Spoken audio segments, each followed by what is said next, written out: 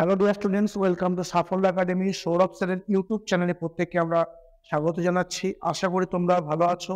আজকে আমরা একটা ইংলিশে ক্লাস নিয়ে চলে এসেছি এবং ইংলিশের ছেলেমেয়েদের যে জায়গাটা সবচেয়ে বেশি ভয়ের জায়গা, যে তারা এরর কারেকশনকে খুব ভয় পায়। তাই আমরা এরর কারেকশনের হচ্ছে বেস্ট কোশ্চেন, যেগুলো পরীক্ষায় অবশ্যই আসার মতো কোশ্চেন, সেই সমস্ত কোশ্চেন নিয়ে তোমাদের সামনে চলে এসেছি। হ্যাঁ, দেখা যাক এরর কারেকশনের আজকে ফার্স্ট যে কোশ্চেন আমাদের স্ক্রিনে আসছে, আমরা এটা দেখে নিই কি বলছে। বলছে, good night, I am very glad to see you again after a long time. Dear student, মাথায় রাখবে এরর কারেকশনের কোশ্চেন যখন অ্যাটেন্ড করবে, কেউ পুরো কোশ্চেনটা কিন্তু একবারে পড়ে নিও না, ঠিক আছে? প্রত্যেকটা পার্ট ABCD 4টে পার্ট আছে, দেখতে পাচ্ছ। এই প্রত্যেকটা পার্ট ধরে ধরে পড়বে। যেখানটা তোমার ডাউট মনে হবে সেখানেই থেমে যাবে, আর এগোনোর দরকার নেই। তাহলে আমরা ফার্স্টে দেখি কি বলছে। কোশ্চেন নাম্বার 1-এ গুড নাইট মানে শুভরাত্রি। I am very glad to see you. আমি তোমাকে দেখে অত্যন্ত আনন্দিত। গ্ল্যাড মিন্স আনন্দিত। You again after a long time, অর্থাৎ দীর্ঘদিন পর তোমাকে দেখে আমি অত্যন্ত আনন্দিত। একটা কথা মাথায় রাখবে ডিয়ার স্টুডেন্টস, গুড নাইট কথাটা এমন একটা টার্ম, এটার পরে কিন্তু আর কোনো কিছু বলা চলে না। তাহলে গুড নাইট যখনই বলবে, এরপরে কিন্তু আর কোনো স্পিচ থাকা উচিত নয়, ঠিক আছে? তাহলে এখানে গুড নাইটের পরে কিন্তু অনেকটা স্পিচ দিচ্ছে। তাহলে সেক্ষেত্রে গুড নাইট না লিখে আমরা কি লিখবো? Good evening. কি লিখবো? Good evening. মানে গুড ইভিনিং লিখলে এখানটা ঠিক হয়ে যেত। অর্থাৎ এখানে আমাদের এই পার্টে ভুল পেয়ে গেলাম। তাহলে কি হবে সেন্টেন্সটা? গুড ইভিনিং মানে শুভ সন্ধ্যা। I am very glad to see you again after a long time. ঠিক আছে, এরকম বলে ঠিক আছে। আচ্ছা, এই লং টাইম মানে কি? লং টাইম মানে লিখে রাখো ডাঙ্কিস ইয়ার। লং টাইম মিনস হচ্ছে ডাঙ্কিস ইয়ার, অর্থাৎ ডাঙ্কিস ইয়ার একটা ইডিয়াম, যার মানে হচ্ছে ভেরি লং টাইম, যার মানে দীর্ঘ সময়ের কথা বলছে। পরবর্তী যে কোশ্চেন আছে, আমরা নেক্সট কোশ্চেনে চলে আসবো। কোশ্চেন নাম্বার 2-তে কি বলছে দেখি। বলছে, the patient collapse before the doctor arrive. এখানে কোলাপস মানে কিন্তু অবশ্যই তার অবস্থা শোচনীয়, অর্থাৎ বা মারা গেছিলাম বলতে পারো। তাহলে পেশেন্টটি মারা গেছিল কখন? ডাক্তার আসিবার আগে বা পৌঁছানোর আগে। তাহলে এখানে আমরা দেখতে পাচ্ছি ডিয়ার স্টুডেন্টস, দুটো ঘটনা আছে, যে দুটো ঘটনায় কিন্তু পাস্ট টেন্সে আছে। দুটো ঘটনা কোন টেন্সে আছে? পাস্ট টেন্সে আছে। মাথায় রাখতে হবে পাস্ট টেন্সে দুটো ইনসিডেন্ট আছে।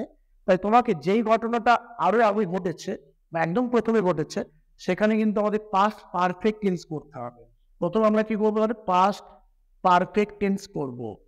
পরে আমরা কি করব? সিম্পল প্রেজেন্ট টেন্স করব। পরে আমরা করব সিম্পল প্রেজেন্ট টেন্স। অর্থাৎ দুটো পাস্ট ইনসিডেন্ট থাকলে যেই ঘটনা আগে ঘটবে সেখানটা হবে পাস্ট পারফেক্ট টেন্স, আর পরেরটা কি হবে? Simple past tense. সেটা প্রেজেন্ট না, এটা পাস্ট টেন্স করতে হবে, সিম্পল পাস্ট টেন্স করতে হবে। এবারে দেখি আমরা, এখানে কিন্তু রোগী আগে মারা যাচ্ছে, পরে ডাক্তার আসছে। তাই এই ঘটনাটা যেহেতু আগে হচ্ছে, এখানটা আমরা পাস্ট পারফেক্ট টেন্স করবো। পাস্ট পারফেক্ট টেন্সের নিয়ম কি? আগে সাবজেক্ট বসবে, এরপরে কিন্তু বসবে হ্যাড, তারপরে হ্যাডের পরে V3 মানে ভার্বের থার্ড ফর্ম। এখানে অলরেডি বসানো আছে কোলাপস, তারপরে যা আছে সবই ঠিক আছে। অর্থাৎ এখানে কিন্তু ভুল আছে কোথায়? এই পার্টেই ভুল আছে। তো দ্য পেশেন্ট হ্যাড কোলাপসড হবে, যেহেতু এই ঘটনাটা আগে ঘটছে, এখানটা পাস্ট পারফেক্ট টেন্স করতে হবে। শুধু একটা জিনিস মাথায় রাখবে, যদি কোনো সেন্টেন্সে বিফোর দেখো এবং দুটো পাস্ট ইনসিডেন্ট দেখো, অ্যাকচুয়ালি বিফোর মানে কি আগে। তাই দেখো এই হ্যাড যেটা বসাচ্ছি পারফেক্ট টেন্সের বিভার্ব, এই হ্যাডটা আগে বসবে। যদি এখানে বিপরীত জায়গায় আফটার লেখা থাকবে আফটার, তখন মাথায় রাখবে এই হ্যাডটা পরে বসবে। আফটার মানে পরে, হ্যাড বসবে পরে। বিফোর মানে আগে, হ্যাড বসবে আগে। সুতরাং এখানেও কিন্তু আমরা অ্যান্সার পেয়ে গেলাম। Option A is the correct answer. একটু ঠান্ডা মাথায় বললেই তোমরা সমস্ত কিছু বুঝতে পারবে। এছাড়া এরর কারেকশনের জন্য যাবতীয় যে রুলস গুলো আছে, তোমার গ্রামার বইয়ের সিনট্যাক্স বলে একটা পার্ট আছে, SYNTX। এই সিনট্যাক্স পার্টের মধ্যে কিন্তু তোমরা অবশ্যই পেয়ে যাবে। নেক্সট কোশ্চেন দেখি আমরা কি বলছে, যে ইচ অফ দিস বুক, আমরা এই বইয়ের প্রত্যেকটা জিনিসের কথা বলছে। আর এখানে আর লেখা আছে। আমরা কি জানি, যদি কোনো সেন্টেন্সের প্রথমে ইচ আর এভরি থাকে, যদি কোনো সেন্টেন্সের প্রথমে ইচ আর এভরি থাকে, এরপরে কিন্তু ভার্ব হয় সিঙ্গুলার। তাই এখানে আরটা কেটে কি করবো? আমরা ইজ করবো। আর কেটে আমরা কি করবো? ইজ করবো। অর্থাৎ সেন্টেন্সের প্রথমে ইচ থাক, ইচ ওয়ান থাক, এভরি থাক, এভরিবডি থাক, সেক্ষেত্রে এরপরে ভার্ব কি নিতে হবে? সিঙ্গুলার। এখানে আর যেটা আছে এটা প্রুভেন ভার্ব, আমরা সিঙ্গুলার ভার্ব হিসেবে কি বসাচ্ছি? ইজ। তাহলে আমার পুরো সেন্টেন্সটা কিন্তু পড়ার দরকার হচ্ছে না, যেখানে আমি ডাউট পাচ্ছি সেখানে থেমে যাচ্ছি, যেখানে বি পার্টে আমাদের গন্ডগোল আছে। 3 নম্বর কোশ্চেনের জন্য option B is the best answer. Question number 4 কি বলছে দেখি, কোশ্চেন নম্বর 4 এ বলছে he as well as they, এখানে একটা ফ্রেজ আছে as well as, and well as, যদি এখানে থাকতো together with, as well as না দিয়ে দিলে তো টুগেদার উইথ, টুগেদার উইথ বা অ্যাজ ওয়েল অ্যাজ যদি থাকে, দুটো সাবজেক্টকে যুক্ত করে, এখানে হি একটা সাবজেক্ট, হি যেহেতু ফার্স্টে আছে তাই এটা হচ্ছে ফার্স্ট সাবজেক্ট, আর এখানে দেটা আছে সেকেন্ডে, এটা সেকেন্ড সাবজেক্ট। যদি দুটো সাবজেক্টকে বা দুটো নাউনকে অ্যাজ ওয়েল অ্যাজ বা টুগেদার উইথ দিয়ে যুক্ত করা হয়, তখন আমাদের ইংলিশ গ্রামারের রুলস কি বলছে, এরপরে যে ভার্ব বসবে, ভার্বটা বসবে প্রথম সাবজেক্ট অনুযায়ী। প্রথম সাবজেক্টে কি আছে, হি আছে, তাই হি এর পরে নিশ্চয় ওয়ার বসাবে, কি বসে, ওয়াজ বসে, তাই এখানে ওয়ারটা কেটে কি করতে হবে, ওয়াজ করতে হবে। অর্থাৎ এখানে কোথাও ভুল পেয়ে গেলাম, বি পার্টও ভুল পেয়ে গেলাম।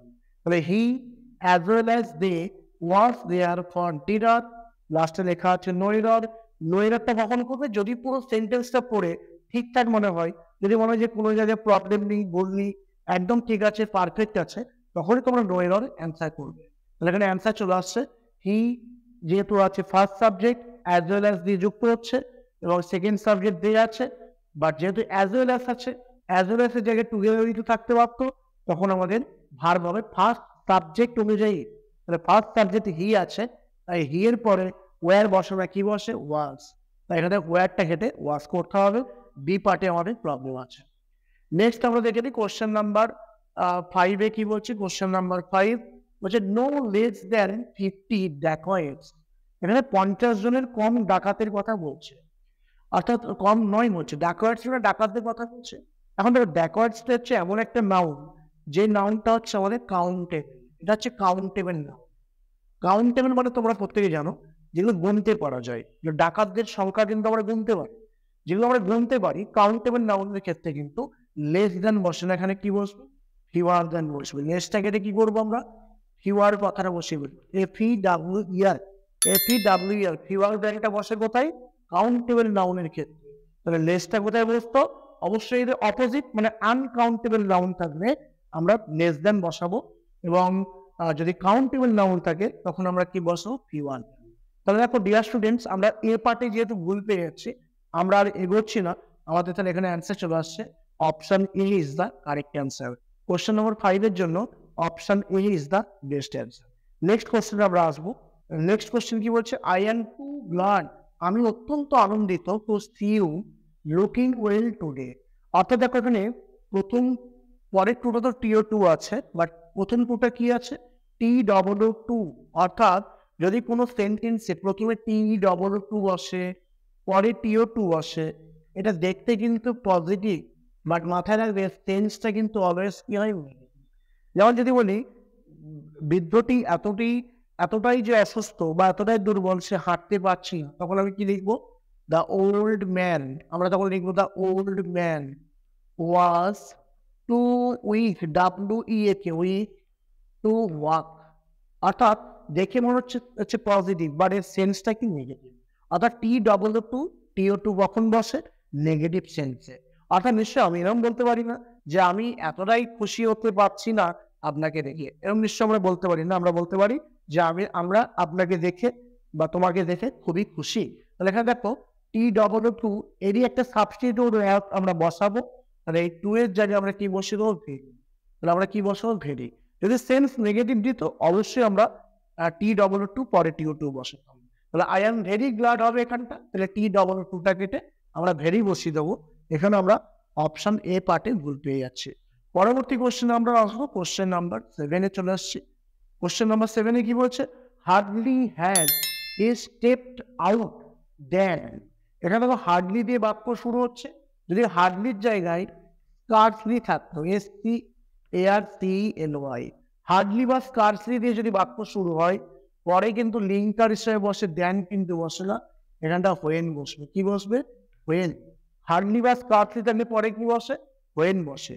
দেনটা কোথায় বসে, অবশ্যই যদি প্রথমে নো সুনার থাকলে পরে কি বসে, দেন। এগুলো থেকে রিলেটিভ কনজাংশন, নো সুনার থাকলে পরে দেন বসে, হার্ডলি আর স্কার্সলি থাকলে পরে হোয়েন বসে। ওই দেনটা কেটে আমাদের কি করতে হবে, হোয়েন করতে হবে।